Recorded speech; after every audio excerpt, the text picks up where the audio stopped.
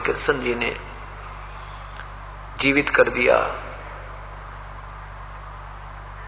क्या ये शक्ति तो है इनमें, क्योंकि ये इनको इनके इतिहास में, इनके संस्कार में पहले लिखा था कि ये इतना ही कर सकते हैं, वो उन्होंने कर दिया। उसके बाद महाभारत का जब युद्ध प्रारंभ हुआ, प्रथम दिन ही अभिमन्यु की मृत्यु चक्रव्यूह में होगी, भगवान श्री कृष्ण जीवित नहीं कर सके। जबकि पांडवों का कुल नाश हो रहा था और अभिमन्यु अर्जुन का पुत्र था, भगवान श्री कृष्ण का सगा भांजा था, क्योंकि सुभद्रा भगवान श्री कृष्ण की बहन अर्जुन से ब्याही थी और सुभद्रा का पुत्र था, भगवान श्री कृष्ण का सगा भांजा था। श्री कृष्ण रो रहा था, सुभद्रा रो रही थी, पांचों पांडव मुंदे पड़े थे।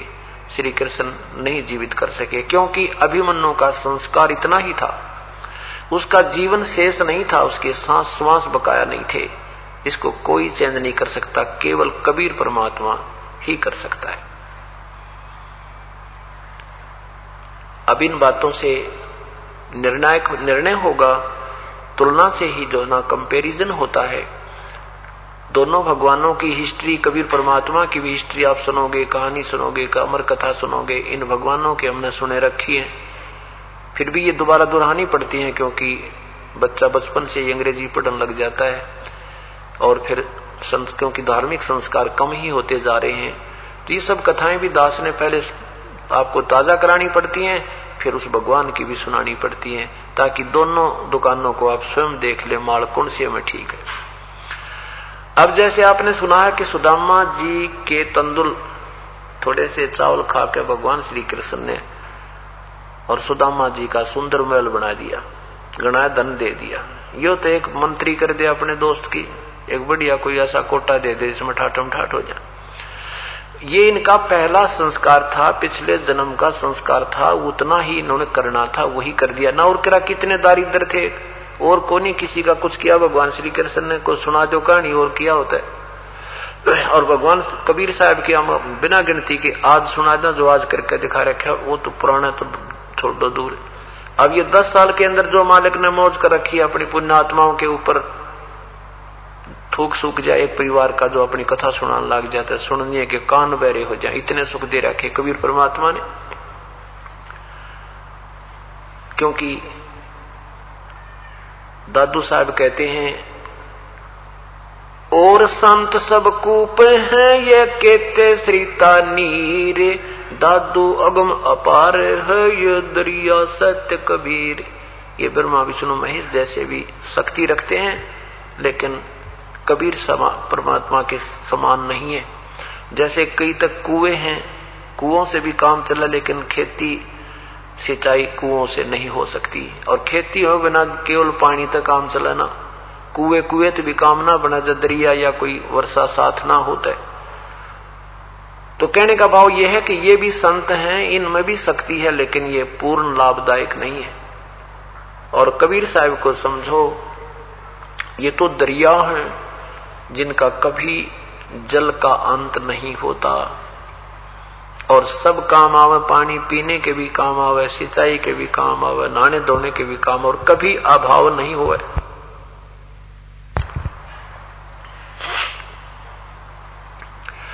श्री कृष्ण जी ने सुदामा जी का एक महल बना दिया 2 मुट्ठी चावल खा के, बिल्कुल ठीक है, इसमें कोई शक नहीं, ऐसा उन भगवानों ने कर दिया। लेकिन किया कहां से, ये आपको बहुत दिनों में समझ में आएगा। ये कैसे हुआ था, क्यों हुआ था, अगर आज ही आप क्लियर किया जाए तो ये आप असमंजस में पड़ जाओगे और सब झूठी कथा लगेंगी, क्योंकि हमने उन झूठी कथाओं को घना सुन रखा है और हमने सत्य भी फिर असत्य नजर आती है। कारण क्या है कि जैसे नीम के कीड़े ने नमक में कोई कीड़ा छोड़ रखा हो, या नीम के पेड़ पर कोई कीड़ा रहता हो और उसको बूरा में छोड़ देना, बूरा में खांड पे, वहां नहीं रुका वो, उसने अच्छी ना लगे, क्योंकि वो कड़वे खान का आदि बन गया। तो अब हमने जो कथाएं वो सुन रखी थी, धीरे धीरे हमारी ठीक होंगी, वो हम उसमें ज्यादा रंगे थे। अब आपको सुनाता हूं कि एक तैमूरलंग नाम का गरीब लोहार था, मुसलमान घर में जन्म था उसका। वित्तीय हालत इतनी कमजोर थी कि कई बार तो भूखे रह जाते थे। पिताजी का देहांत हो चुका था। उनकी माताजी बड़ी धार्मिक थी, इतनी धार्मिक थी कि अतिथि कोई आते जाते रास्ता में रुक जाता, घर पे आ जाता तो अपना घर में जो भी 2 रोटी का आटा होता, 2 रोटी का आटा बनाकर अतिथि को खिला देती। आप मां बेटा भूखे रह जाते थे, इतनी धार्मिकता थी। तैमूरलंग क्या किया करता था कि भेड़ बकरियां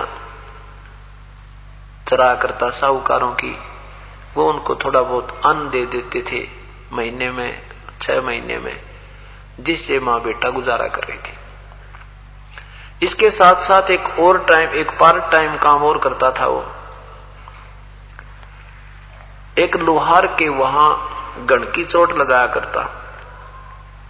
शाम के समय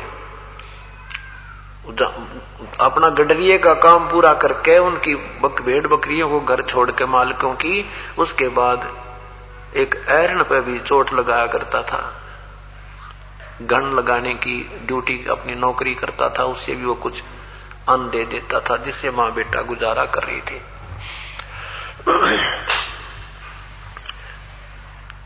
एक दिन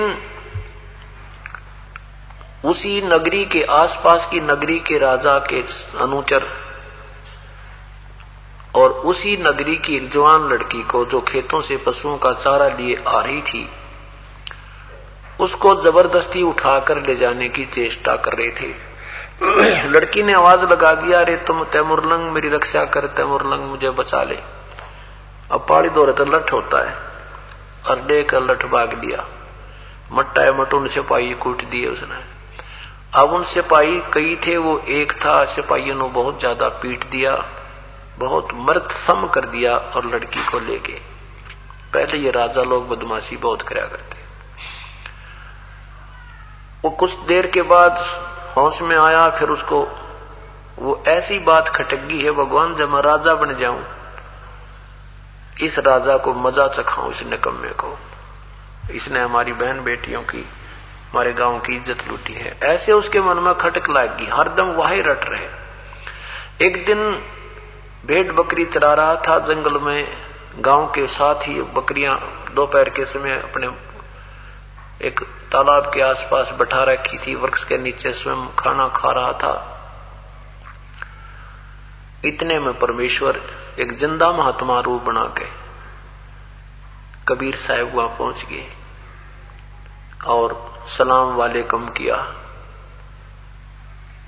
अब तैमूरलंग ने प्रति उत्तर देकर कहा, आओ महात्मा जी बैठो। ए महाराज, खाना तो मैं खा चुका हूं, आपको भूख लगी होगी, आप खाने की सुनाओ। परमात्मा ने कहा, भाई भूख तो लगी है बच्चा। तो उसने क्या कहा, महाराज जी मेरी बकरियों की संभाल रखना, मैं घर से खाना बनवा के लाता हूं, बिल्कुल साथ में हमारा घर है। और चलते दफा 2 बार कहा, महाराज जी ध्यान रखियो मैं बहुत गरीब हूं, हमारी एक भी बकरी अगर गुम होगी तो मेरे से पूरी नहीं होगी। परमात्मा ने कहा, बेटा चिंता ना कर, तू जा। अब घर पे आया, उसकी मां से कहा, मां एक महात्मा रास्ते चलता है, बड़ा भूखा है। क्योंकि जैसा संस्कार बच्चा घर में देखता है, वो ज्यों की तो भावना बनी रहती है। वही मां को आते जातों को प्रार्थना करके भाई खाना जरूर खा के जाना है, ऐसे ही उन्होंने महात्मा जी इसकी तरफ के लिए कहा। तो मां से आकर कहा, मां एक महात्मा बहुत भूखा है, रोटी बना दे। घर में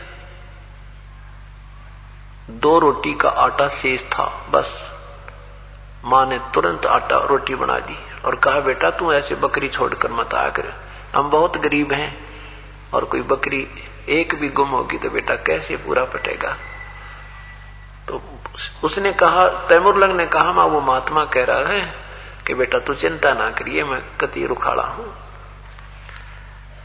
अब दोनों मां बेटा, मां ने सोचा चलो मैं महात्मा के दर्शन भी कराऊंगी और बर्तन वापस ले आऊंगी।